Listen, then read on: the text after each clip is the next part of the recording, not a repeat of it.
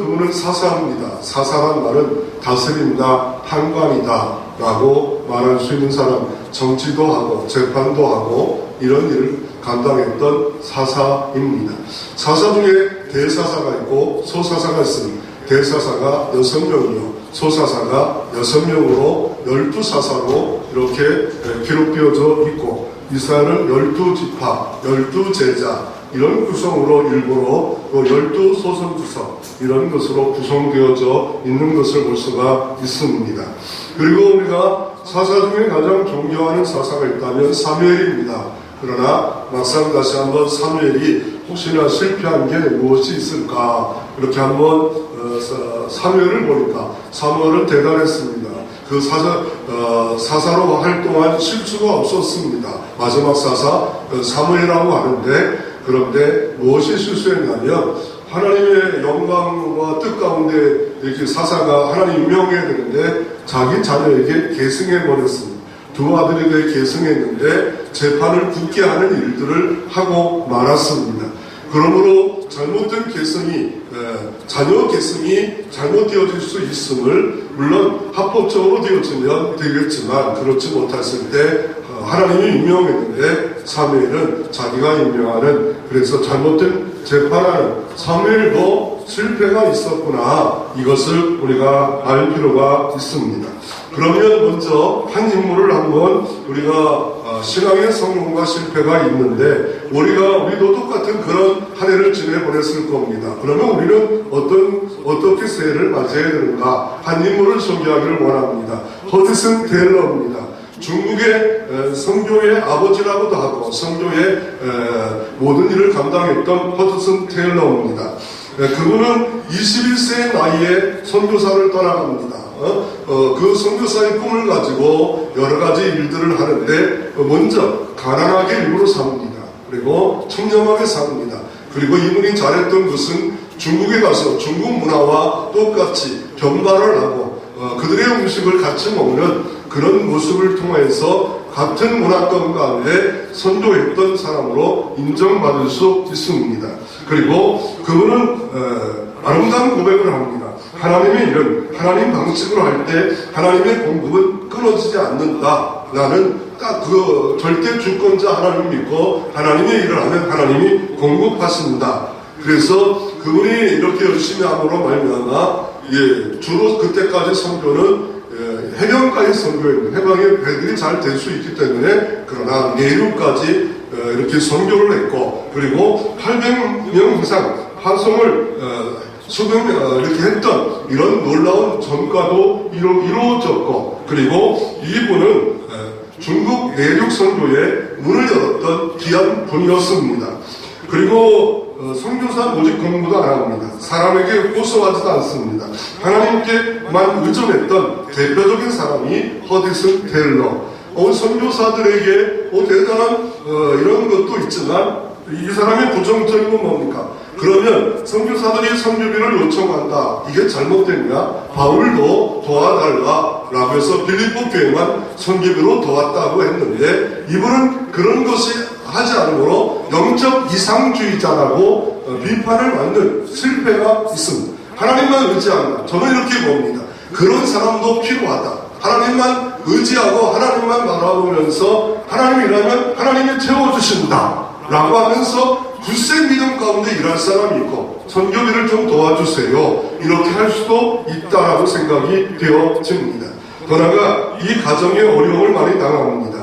그래서 첫 아내 마리아가 병사했고 자녀 4명이 죽고 마는 불우한 가정이 되었고, 더 나아가 의료와 안전 대비 선교사들에게 믿음으로 버텨라, 무조건 믿음만 강조하는 그런 이상주의자라고 평가를 받는 일이 있습니다. 그러면 이런 모습으로 보면 성공과 실패를 잣대로 보면 우리는 한쪽에 치우치면 큰일 납니다. 그러나 믿음의 사람이라면 어디에 치우치는 게 좀 좋을까라고 할 때 장점에 우리가 많은 관심을 갖는 게 참으로 좋다라는 생각이 되어집니다.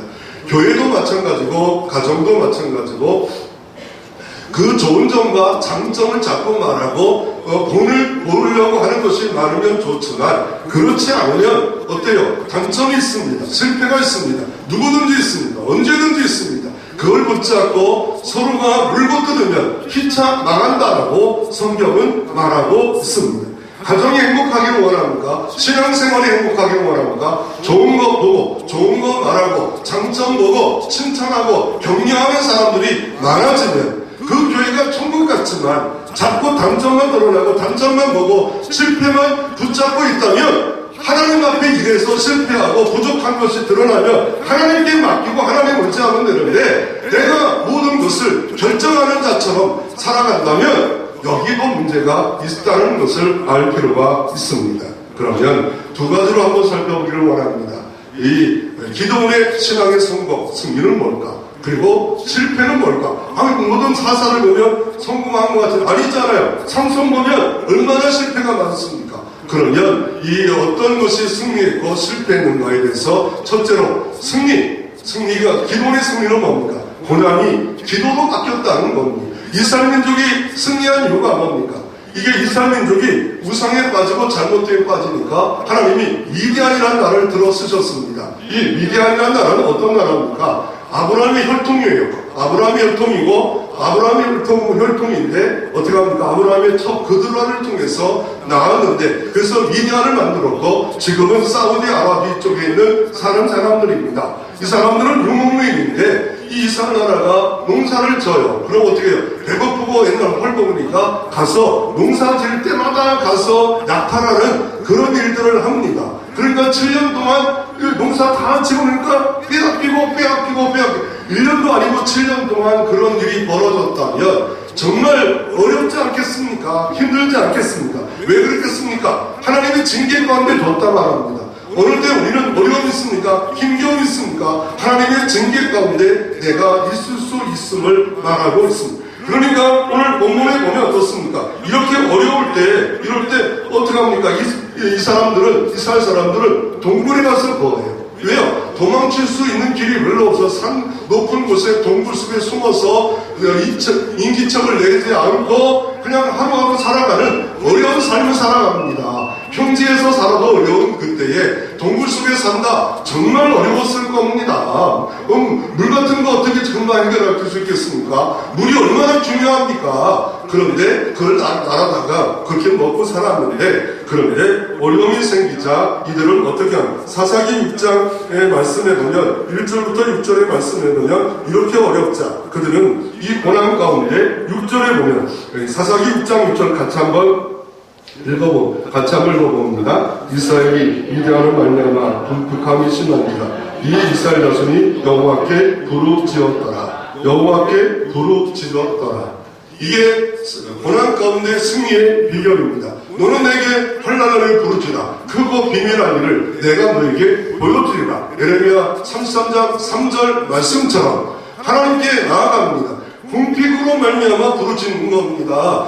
잘 나가고 편안할 때는 부르짖는 것이 없는데 궁핍과 어려움 가운데도 부르짖었다는 겁니다. 그럴 때 하나님께서는 예명치 아니하시고 도와주셔서 구원자를 세워주시는데 그 사람이 누굽니까? 기도원입니다.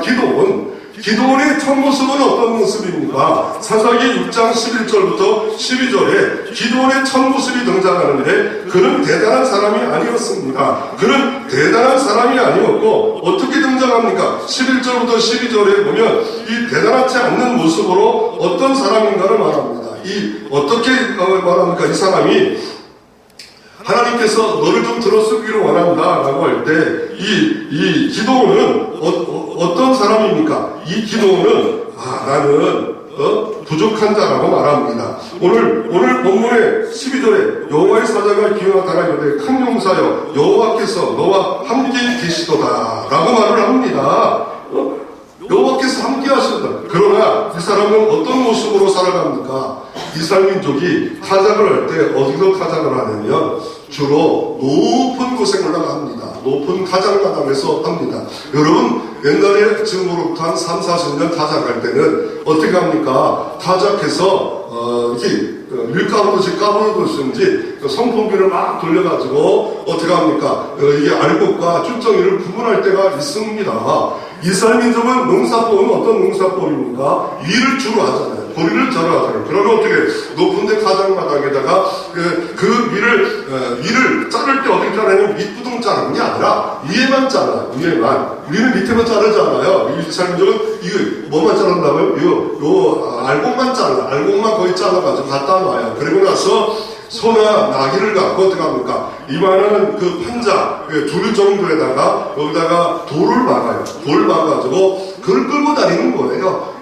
나귀를 통해서 끌고 다니다 보면 돌과 마찰이 생겨서 이 알곡이 떨어집니다. 그러면 이 떨어졌지만 쭉쟁이도 있고 또 별이삭에 밀이삭에 줄기도 조금 붙어있지 않겠어요. 그러면 어떻게 높은 데가 바람을 통해서 날려보내야 돼. 아니면 이렇게 히드를 해야 됩니다. 그런데 무서워서 그 높은 데 가면 발칵나잖아요. 그러니까 미리한 정보원을 통해서 발칵나면 자기가 죽고 또 타작하고 빼앗길 수도 있다는 생각 가운데 포도 타작하는 곳에서 타작합니다. 포도는 포도 농사가 이렇게 있는 나전까지 끌고 와서 발로 이겨가지고 1단계, 2단계, 3단계 이렇게 이런 식으로 포도를 발로 이겨서 이렇게 저장하고 먹을 건 먹고 그래서 포도즙을 통해서 석회에서 물이 많이 나오기 때문에 포도즙을 통해서 이렇게 이스라엘 민족을 물 대신에 먹는 일들을 하지 않았습니까? 왜 그렇게 했습니까? 미디안이 무섭다는 거예요. 그래서 소심했다는 거예요. 그 소심한 표현을 뭐로 표현합니까? 포도원 타작하는 타작에서 기도원이 타작하였다라고 말합니다. 그런데 이 기도원에게 어떤 일이 벌어집니까? 기도원에게 하나님 너와 함께한다. 큰 용사다. 너를 통해서 일한다. 그래가지고 하나님 앞에 제사를 드려요. 제사를 드렸더니 바위 위에서 불이 나와 하나님 함께 하심이 보여줍니다. 그리고 첫 번째 한 일이 뭡니까? 이 기도원을 통해서 첫 번째 한 일은 바알의 제도를 헐라해요.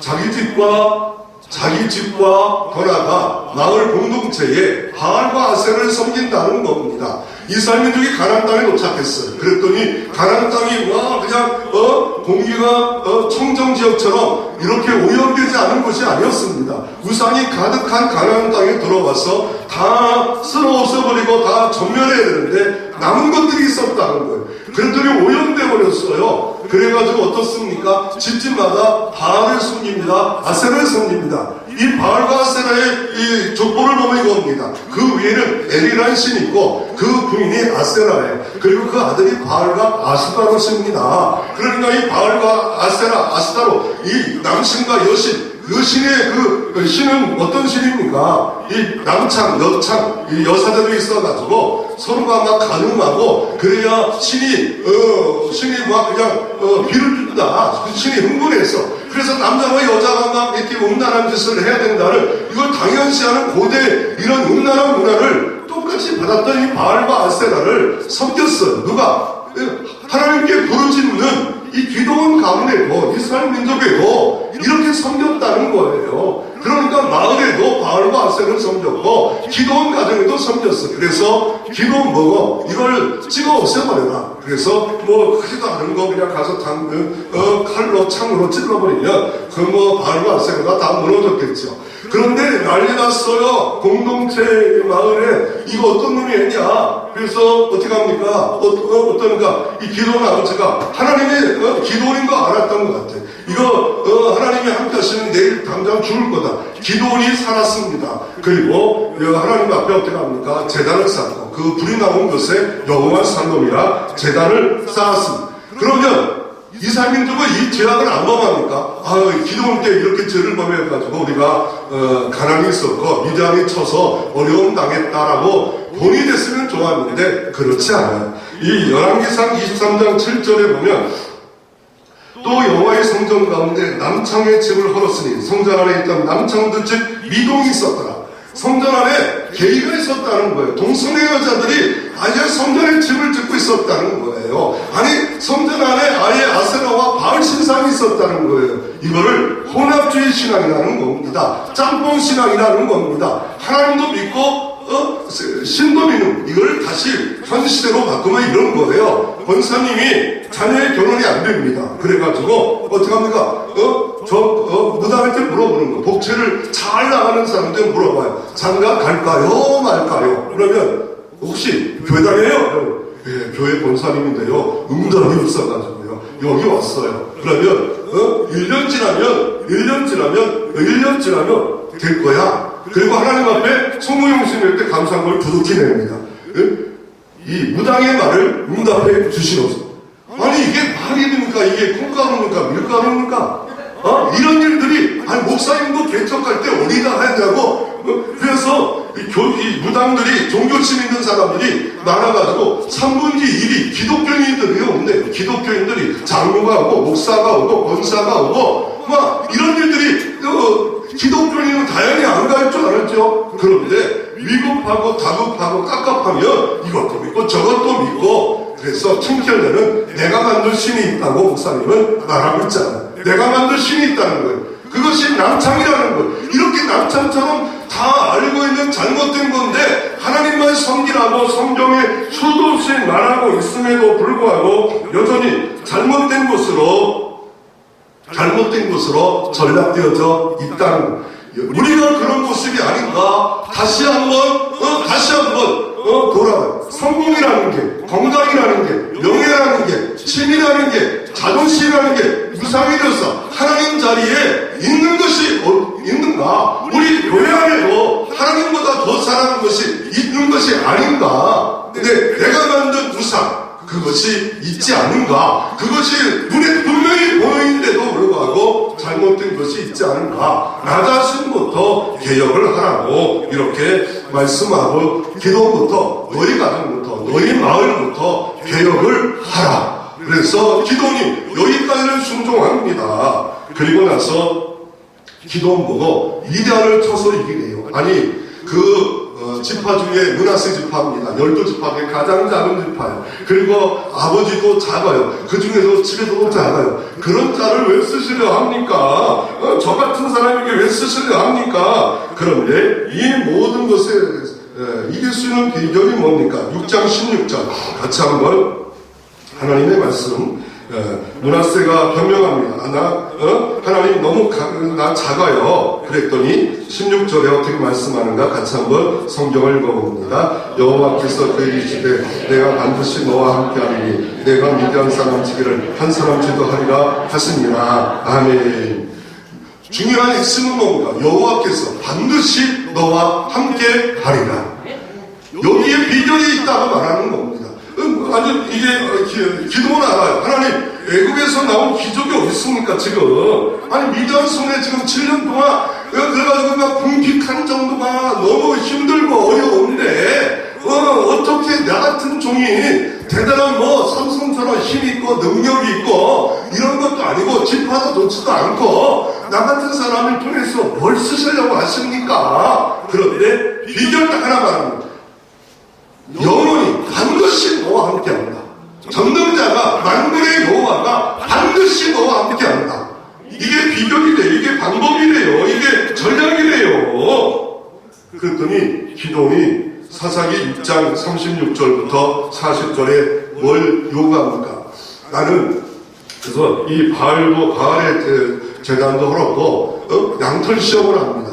양을 한 마리 이렇게 털을 깎으면 이만큼 나옵니다. 그 양털에 물을 적셔놓고 아침이면 물기가 없어지기를 원하고, 물기가 없는데 물이 가득한 이슬을 내려달라고 하나님 표징을 보여주시옵소서. 그런데 하나님이 기도원을 욕하지 않았어요. 기도원을 비난하지도 않았어요. 왜냐하면 성경은 이렇게 말합니다. 이사야 42장 3절에 하나님은 연약한 믿음을 부러뜨리지 않는다고 말씀하고 계십니다. 연약합니다. 누가 연약하지 않은 사람이 누가 있어요? 어떤 인물이 있어요? 성경에 연약하지 않는 믿음을 갖고 있는 사람이 어디 있어요? 히브리서 11장 믿음장이라고 말하지만 그 연약하지 않은 사람이 어디 있어요? 언제 믿음의 영웅입니까? 그 사람들이 믿음을 갖고 있었다는 것 뿐이에요. 믿음을 갖고 있었다는 거. 그래서 히브리서 12장 연결하는 게 뭐예요? 믿음의 주요 온전케 하는 예수를 바라봤다는 거예요. 실패이고 예수를 바라봤다는 거예요. 도망가지 않았다는 거예요. 자살하지 않았다는 거예요. 어려워도 힘들어도 믿음의 주인, 믿음의 온전케 하는 예수를 바라봤다는 거예요. 이게 믿음의 경주예요. 이게 믿음의 경주. 실패, 부흥 안 하고, 잘하지 않고, 가정이 잘 안 되고, 이건 누구나 다 있을 수 있는 거예요. 이게 예수를 바라보는 사람이 진짜 부흥을 맛본 사람들의 모습이에요. 인간적 계산으로, 성공적 잣대로 모든 걸 평가하지 마세요. 그래서 결국 하나님은 인내심을 갖고 표정도 보여줬고 벌써 다 해줬는데, 그리고 네 집과 마을의 공동체가 다 우상도 무너도 보호해줬고 네가 여호와 샬롬까지 이름을 불렀는데 또다시 표정을 달라고 해. 그러지 아니하시고 하나님 다 응답해 주십니다. 모세가 하나님이 일하니까 뭐랍니까? 표정을 보여달래요. 표정을 보여달래요. 몇 가지 표정을 보여주잖아요. 그리고 낙타에다가 자녀를 태웠더니 들었던 지팡이가 하나님의 지팡이가 된지라. 똑같은 지팡이지만 하나님의 함께 하심으로 하나님의 지팡이가 되어서 하나님의 지팡이를 통해서 이적과 기적과 홍해를 갈라놓는 도구가 되어지잖아. 똑같은 사람이에요. 똑같은 시간이에요. 하나님이 함께 하느냐 안 하느냐에 따라서 그냥 지팡이냐 하나님의 지팡이가 되어지느냐에 따라서 달라진 겁니다. 시험 1, 시험 2에도 하나님 인내심을 갖고 기다려 주십니다. 여러분 기다린 거 몇 번 했습니까? 몇 년 했습니까? 아직까지도 하나님 살아계시고 역사하는 것을 기다리고 계십니까? 표정만 달라고 하십니까? 그래서 하나님이 도대체 인간이 이해할 수 없는 일들을 또 시킵니다. 기도원에게 소심한 사람이에요. 용기가 없는 사람이에요. 그런 사람에게 함께 하신다고 약속했고 표정도 보여주시고, 그리고 지금 미디안이 이걸 알고 13만 2천 명이 쳐들어옵니다. 새까맣게 쳐들어와요. 그래서 모레셋이란 그 평지에다가 진을 쳐가지고 이스라엘 모으라 했더니 기도원이 주변만 불러요. 주변만 납달리 지파와 이스라엘 지파도 안 부르고 주변 지파만 부릅니다. 그랬더니 모인 사람들이 3만 2천 명이에요. 4대1 정도로 숫자가 모입니다. 그래서 이 하두센 물이 막 나오는 하두센에다 딱 진을 칩니다. 그런데 하나님께서 또다시 천천연녀 같은 소리를 해요. 이거 숫자 많다. 직국장 염려하는 사람들 보내라. 아니 직국장 염려하는 사람이 어디 있어요? 전쟁하는데 염려하는 사람이 어디 있어요? 두려워하지 않은 사람이 어디 있어요? 물론 진짜 뭔가 배짱이 있어가지고 소수는 염려 없어, 걱정 없어 이런 사람이 있긴 있겠죠. 그거 얼마나 있겠습니까? 아니 염려 걱정 지금 13만 2천 명 왔는데 3만 2천 명이 왔는데 숫자로 4대1인데 이거 뭐 염려 걱정 안 한다는 게 비상식 아닙니까? 그랬더니 얼마나 갔어요? 2만 2천 명이 가라니까 야 가자. 여기다가 개죽음 나간다. 기도원이 전국으로 연락도 안 하고 몇 지파만 몇 개 연락을 해가지고 또 왔는데 많이 모인 거예요. 그런데 가라고 하니까 그래 간다.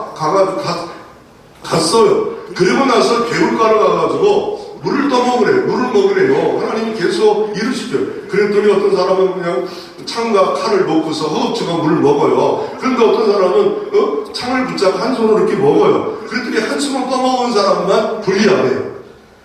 그랬더니 남은 자가 300이에요. 영어에도 기도원 300용사가 아니라 그냥 300용사, 헬라의 그 전쟁들을 이런 그거와 똑같이 보지만 그들은 용사예요. 근육질이에요. 그 당시에 그 헬라의 용사는 용병이라고 하는데 어려서부터 한 사람이 하나 1대 10, 1대 20명을 죽일 수 있는 사람 죽이는 병사로 돈 받고 키웠던 어려서부터 스파르타 훈련을 해가지고 완전 교육을 시킨 사람. 어려서부터 그냥 어린 놈은 죽는다 이런 사람하고 300용사하고 이거는 달라요. 이 사람들은 그냥 물 떠먹은 거예요. 아니 그냥 병기 놓고 먹을 수 있고 그냥 먹을 수 있는 거 아닙니까? 어떤 사람은 이렇게 말을 합니다. 두려운 사람은 갖고 돌아가 준비된 사람만 그게 전쟁을 맞춘 그게 가장 중요한 핵심이 아닙니다. 가장 중요한 핵심은 하나님이 하신다는 거예요. 하나님이 이루신다는 거예요.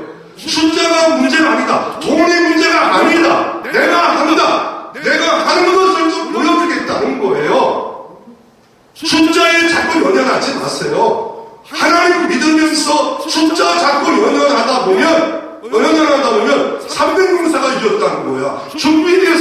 하셨다는 거야.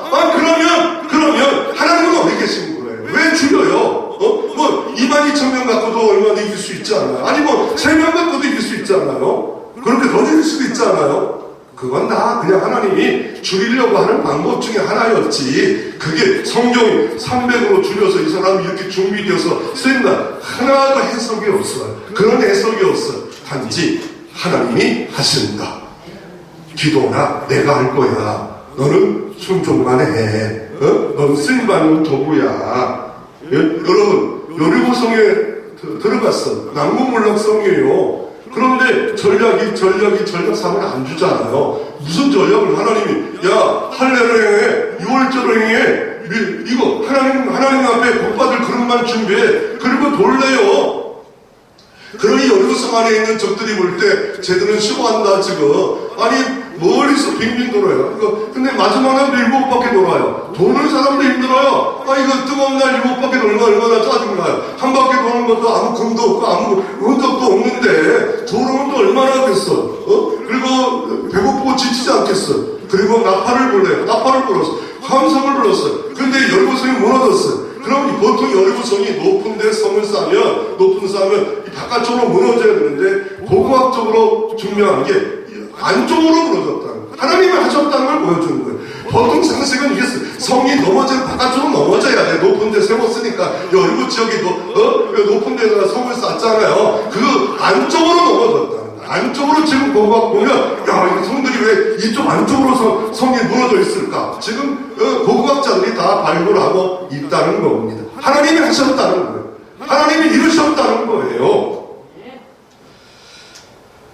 그런 역사가 하나님의 역사라고 이렇게 말씀하고 계신 것을 승리의 공식 하나님이 하신다라고 말씀하고 있고, 이거를 정리하면 뭡니까? 약한 속에 나타난 하나님의 능력입니다.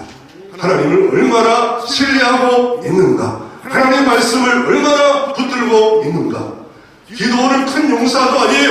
기겁쟁이에요. 소심한 사람이에요. 그럼에도 불구하고 너는 큰 용사가 되리라 라고 할 때 어떻게 합니까? 그 주님을 붙잡고 나가서 싸웠을 때 이기는 역사가 이루어집니다. 예수님의 수속자자 베드로는 원래 이름이 뭐예요? 시몬이에요. 갈대예요. 갈대처럼 소심이 그냥 혈기가 많은 사람이고 이랬다 저랬던 갈대 같은 사람이에요. 근데 베드로 반석이 되게 해주리라. 갈대 같은 사람이에요. 근데 반석이 되는데 진짜 반석 같은 사람이 되지 않아요. 베드로가 많은 은혜를 받아요. 많은 여러 가지 사건이 있어요. 그러나 성공도 있고 실패도 있었고 이 모든 기한기를 통해서 결국 베드로는 어떻게 합니까? 신실한 사도로서 사도행전에 보면 하나님의 나라를 귀하게 쓰임받고 이런 순교자의 자리까지 가는 아름다운 삶을 살아가는 베드로의 모습을 볼 수가 있습니다. 그러므로 근신하라, 깨어라, 우는 사자처럼 믿는 자라도 넘어뜨리려고 하고 있다라고 말씀하고 계십니다. 그래서 결국 미디안을 이겼던 방법은 뭡니까? 하나님이 또 우스꽝스러운 일을 요청합니다. 너 그 300명을 칼 참 다 내려놓고 항아리를 하나 들고 여기다가 횃불을 집어넣고 그리고 나팔을 들고 산 위에 올라가라. 하루스에 있는 산이 있겠죠. 그리고 평지에 있는 13만 2천 명 까마득한 사람이 밤에 잠을 자고 있을 때 300명이 올라갑니다. 그리고 항아리를 깹니다. 그리고 하나님의 칼이여 기드온 칼이여 갑자기 횃불이 300개가 등장합니다. 와장창창 항아리가 깨지는 소리가 들립니다. 그리고 그 전날에 하나님으로서 꿈속에서 이상한 게 우리를 칠 것 같더라는 그 미디안에게 이상한 꿈을 주게 하십니다. 그리고 나서 그 꿈속에서 뭔가 자기가 두려움 가운데 있는 그들에게 어떻게 합니까? 서로가 자중질환에 일어났어. 밤중에 갑자기 일어나니까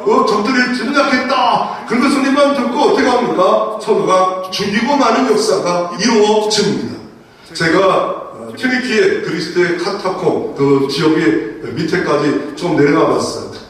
내려가다가 어떤 일이 조금 내려가서 한 20m 내려가 숨이 탁탁 막혀요. 더 이상 내려가고 싶은 마음도 없다. 이런 생각. 50m까지 내려가야 되니까 가이드가 용감해가지고 50m까지 끌고 내려가더라고요. 목사님이니까 내려가 보자는 50m가 이 칸타코 50m가 어떤가. 그런데 좋은 소리가 나쁜 소리가 한 소리가 아니라 바로 전날 튀르키예 지진이 일어나가지고 어느 지역을 못 갈 거라요. 그랬더니 갑자기 지진이다. 누가 큰 소리를 내니까 내가 앞에 있는 사람부터 목사님 지진이네요. 뒤로 돌아가요. 그래가지고 그냥 무다가 탁탁탁 튀어나왔는데 앞 사람은 가이드와 함께 20분 후에 나왔어. 그 내가 속으로 겁쟁이구나. 어제 그 지진이라는 소리를 듣고 여기서 죽으면 어떡해. 그러면서 나오고 나서 그래서 어떤 사람이 커피 먹고 니나노 하고 있었지만 그 안을 자세히 보지 못했던 옛날에 갔다 온 적이 있어서 보긴 봤지만 그런 것들이 있지 않겠습니까? 결국 이겼습니다. 승리했어요. 그리고 도망가는 그 족속들에게는 다른 족속들이 준비했다가 증멸함으로 말미암아 대승리의 역사가 이루어진 사건으로 이렇게 기록되어져 있습니다. 이런 성공과 실패, 윌리엄 켈리 선교사가 선교의 아버지, 그 구두수 전공이었습니다. 그리고 영국의 목사님을 말합니다. 은혜 받고 선교해야 됩니다. 인도 선교로 갑시다. 우리 조정환 선교사님이 인도 선교를 하셨잖아요. 그랬더니 뭐랍니까? 아니 하나님이 하시는데 뭐 우리가 너 같은 구두수공이 뭐 하나 그냥 하나님만 일하게 냅둬. 그랬더니 뭡니까? 하나님을 기대하라. 하나님을 위해 기도하라. 그리고 나서 가서 선교하고 그리고 가서 어떤 일을 합니까? 40개 언어를 번역해서 많은 인도의 잘못된 제도를 철폐하는 선교의 아버지 윌리엄 캐리가 되어졌어. 근대 현대 선교의 아버지가 윌리엄 캐리가 되어졌습니다. 그에게도 어려움이 있었습니다. 그 많은 번역을 했는데 화제가 났어요. 그럴 때 이렇게 말합니다. 하나님은 물 주고 자라나고 심고 이거 다 하나님 주권에 있다. 다시 잘 번역하면 된다. 그리고 이분을 비판하는 것은 또 뭡니까? 극단적 하이 칼빈주의자다. 이상주의자다. 막 이렇게 비판하는 사람도 있어요. 비판을 하면 어떤 사람? 내가 그랬잖아요. 지난번 금요일 때 말씀했잖아요. 손양원 목사님 너 자녀 둘 죽었으면 무슨 죄가 있어서 둘을 죽었냐? 이렇게 말할 수 있다. 말하고 싶은 대로 말하면 이게 절제되지 않은 말이면 아니 그분이 그 자식들이 왜 죽었냐? 뭐 잘못한 게 있지 않냐? 부모가 없기 때문에 자녀가 죽었지 않냐? 그러나 열개의 감사 기도로서 그는 이 모든 것을 사랑으로 승화시켰지. 죽은 건 죽은 거다. 이렇게 보면 단점만 보는 사람으로서 교회가 그 단점이 장악하면 가정의 단점이 장악하면 행복이 없어요. 평안이 없어요. 조정유를 한번 살펴보기를 원합니다. 기로의 아버지, 고아의 아버지. 그러나 그 사람은 도둑놈이었습니다. 강도였습니다. 감방을 왔다 갔다 하는 사람이었습니다. 그러나 주님을 만났고 그는 1만 명의 고아 아버지가 됐지만 주변에서는 준비되지 못한 사람이다. 가정을 돌보지 않는 그냥 하나님께만 기도하는 거예요. 그러니까 선교비 구제비를 도와달라 아무나 하지 않아. 하나님이 기가 막히게 모든 걸 도와줬어. 이런 사람이 있어요. 극단적 이상주의자, 극단적 갈민주의자. 하나님의 일을 어마어마하게 한 사람들은 절대 주권을 믿고 이런 일들을 한 사람들이 많이 있어요. 존경받을 만해요. 그러나 당장 아무것도 준비하지 않고 그렇게 산다는 게 잘했다?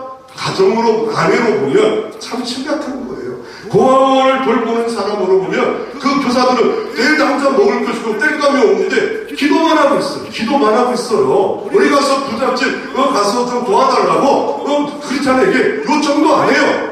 이런 사람들을 비판하면 이런 거다. 그러므로 똑같이 이런 식으로 모든 걸 보지 말라는 거예요. 이런 식으로 모든 걸 평가한 하나 은혜 받아가지고 이렇게 선교사를 이렇게 살아야 목사를 이렇게 살아야 되고 자녀들을 이렇게 살아야 되고 이런 것에 희귀점을 딱 갖고 살다 보면 은혜가 나를 끌어가지 못한다는 겁니다.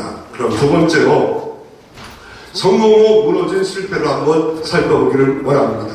영적 분별력을 가져야 되는데 12지파 중에 옆에 있는 지파 므낫세 지파에서 납달리 지파 욕을 도망받아가고 진을 쳤던 지도가 이렇게 됐는데 오늘 성공했어. 13만 2천 명을 다 이거 전리품을 가졌어. 얼마나 좋아요. 얼마나 행복해. 그런데 성공에도 문제가 있어요. 하나님의 일을 하다 보면 잘해도 문제가 있고 안 해도 문제가 있고 문제 없는 가정, 문제 없는 교회, 문제 없는 그런 것은 없어요. 내가 문제가 있는데 왜 문제가 없어요? 그거예요. 8장 1절부터 27절에 에브라임 지파가 있습니다. 에브라임 문학세 딱 떠오르는 건 요셉의 아들들이에요. 아니 형제인데 왜 우리에게 연락 안 하고 이런 일을 했냐 이놈아. 문하세 지파야 이러면서 너희들 까불래? 우리가 힘이 있는데 우리를 무시해버려. 전쟁을 치르려 합니다. 그럴 때 기돈이 정중하게 말을 합니다. 정중하게 어떻게 말합니까? 이 에브라임 지파는 그 끝물이 천물보다 낫습니다. 이 말 앞에 당신들은 위대합니다. 훌륭합니다. 이것 때문에 노하지 마세요. 라고 당신들이 마지막으로 정리하고 뒷뒤에서 티를 막아주고 이런 것도 큰일입니다. 이렇게 칭찬하니까 에브라임이 눌렀어요. 과거는 그렇지 않았어. 과거는 막 다른 지파를 착살내버리는 에브라임 지파에 너 나 자존심 건드렸어? 날 인정 안 해? 이랬던 이런 기돈이 이거에서는 실패하려고 했지만 성공으로 바뀌어집니다. 그러나 기돈 시대의 특징은 사사기 시대에 똑같아요. 어떤 것 똑같은냐면요. 사사기 12명의 모든 기간 동안 성공, 평안, 방탕합니다. 이상하지요? 편안하면 좋을 것 같지. 막 잘 되면 좋을 것 같지. 그런데 인간들은 믿음이 있는 하나님이 통치하는 이스라엘 백성들도 잘못된 길로 혼합주의로 빠져드는 역사가 일어났습니다. 그것이 10년, 20년 블레셋을 통해서 공격당하고 미디안을 통해 공격당하고 암몬을 통해 공격당하고 그제서야 고난이 오니까 부르짖어요. 하나님 의지해요. 지혜의 자는 이렇게 어려울 때 부르짖는 게 아니에요. 편안하고 잘 나갈 때 정성에 더 하나님 의지하고 예배드리고 내가 하나님 옆에 다시 회복하리라. 지금 가정이 잘 되고 먹을 거 쌓아놓고 내가 도대체 다 해놓고 그런다면 이럴 때는 정말 조심할 때라는 겁니다. 조심할 때. 왜냐하면 기돈이 전쟁 나가는데 배고파요. 도와달라고 두 군데 세 군데 요청했더니 너희를 도와줬다가 이 게임이 안 되는데 그러다가 우리는 미디안에게 또 공격당하면 어떻게 돼? 안 도와줍니다. 그런데 돌아오는 길에 다 보복을 해버려. 장로를 다 죽여버리고 망대를 무너뜨리는 혈기를 다하는 그런 기돈의 모습을 볼 수가 있습니다. 여러분의 혈기가 어떤 혈기입니까? 지금 자기 기분에 따라 동족도 자기가 싸울 대상이 아닌데 실수하고 실패할 수도 있고 문제가 일어날 수도 있는데도 불구하고 아군인지 적군인지도 모르고 동족을 싹 죽여버리는 그것도 대표 장로를 죽여버리는 이런 일들을 기돈이 벌입니다. 또 실패가 뭡니까? 사사기 8장에 보면 사람들이 기돈이 지금 소심한줄알았더니 그 미디안 13년 2000년을 이겼고 하나님이 함께하는 증거를 봤습니다. 그랬더니 사람들이 마음이 막 바뀌어요. 어떻게 말하면 기돈이 왕이 되시옵소서, 자녀들이 왕이 되시옵소서, 그 손자들까지 왕이고 여태까지 사사를 하나님 직접 임명했는데 하나님의 임명권을 도전해서 우리들이 세우자 기돈만 보여. 하나님이 안 보여요. 하나님이 안 보인다니까요. 하나님이 안 보인다니까요. 그러니까 내가 열심히 내고 모든 거 잘하는 사람들은 그 사람 짱짱 그 사람 없으면 교회가 안 돼. 그때 조심해야 되는 거예요. 그때 조심해야 돼요. 그러니까 어떻게 합니까? 기돈이 나는 안 해. 손을 들었지만 그래 내가 왕들 많았지 뭐 1등들 많았지 뭐. 그리고 뭐랍니까? 금 1700세계를 그들에게 요청하고 그리고 미디안 사람의 왕복을 요청하고 붉은색 왕복, 비싼 왕복인데 그 세상 왕들이 입었던 왕을 자기가 입고 싶어서 달라고 했지 그 옷을 왜 달라고 했겠어요? 왕은 아니죠. 왕 달라니까 왕복을 달라합니다. 그리고 왕복을 입었겠지요. 내신 나는 하나님 앞에 이게 아니라고 손을 흔들었지만 내가 짱이야. 나 없으면 안 돼. 내가 이 나라에 지키는 사람이야. 이런 마음 갖고 기돈이 살았어요. 그리고 치명적인 게 뭐냐면 그 돈이 한 150억 된다고 생각하는 현대판으로 그걸 가지고 어떻게 합니까? 그 우상의 모든 근거리 모든 거 갖고 에봇을 만들어요. 에봇을 만들어서 에봇이 뭡니까? 모세와 아론 시대 때 처음 그랬을 때 아론을 통하여 대상이 될 때 대사장만은 제사장의 으뜸으로써 에봇을 줍니다. 똑같이 있지만 에봇 하나 더 입혔는데 여기다가 어떻게 합니까? 이 아치마처럼 이렇게 만들어가지고 12보석을 만들어요. 12지파의 보석.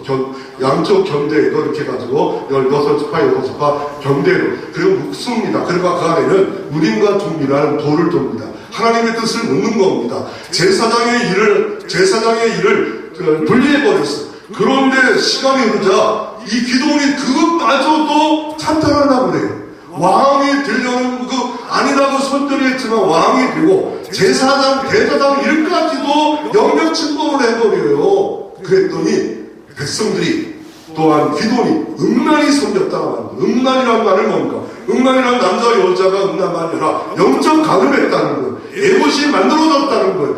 그러므로 현대판 에봇이 뭡니까? 하나님보다 더 사랑하는 시간, 하나님보다 더 사랑하는 건강, 하나님 예배보다 더 중요시하는 에봇이 가정마다 우리마다 다 있게 이 에봇을 없애버려야 돼.